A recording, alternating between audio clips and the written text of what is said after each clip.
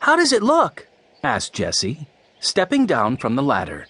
She stood on the lawn and looked up at the fall decorations on Grandfather's big white house. "It's very pretty," said 10-year-old Violet. She tied a yellow ribbon to a pot of purple mums. Purple was Violet's favorite color. She placed the pot next to the front door. "Nice job, Jessie," said Henry. "I will put the ladder away for you when I'm done here." Henry was hammering a post into the ground. At 14, Henry was the oldest of the 4 Alden children. "That feels nice and sturdy," he said. "Are you ready, Benny?" Henry, Jessie, and Violet looked down at 6-year-old Benny. They burst out laughing. Their little brother was covered in straw from head to toe. He was stuffing an old pair of pants and shirt. "I can't tell which one is the Scarecrow and which one is Benny," said Henry. Benny jumped up. "I am Benny," he cried. "and this is Sam, but he's not done yet." "Let me help," said Jessie. Jessie was 12 and often acted like a mother to her younger brother. She pinned Sam's shirt to his pants.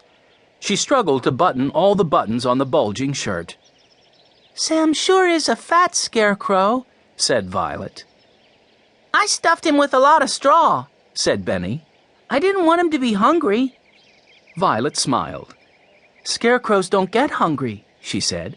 "But I sure do," Benny cried.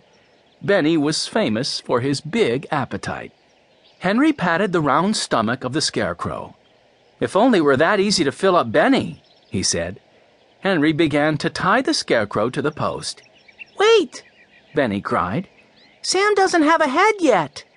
What can I use to make a head?" "How about a pumpkin head?" asked Henry. "We could carve a face into it and light a candle inside it at night." "Cool idea," cried Benny. "That would be spooky." "I would like some pumpkins to decorate the front porch, too," Jessie said.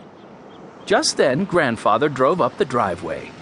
"The house looks terrific," he called out the open window. The 4 Aldens were orphans. After their parents died, they ran away and lived in an abandoned boxcar in the woods. Their grandfather found them and brought them to live with him in his big house in Greenfield.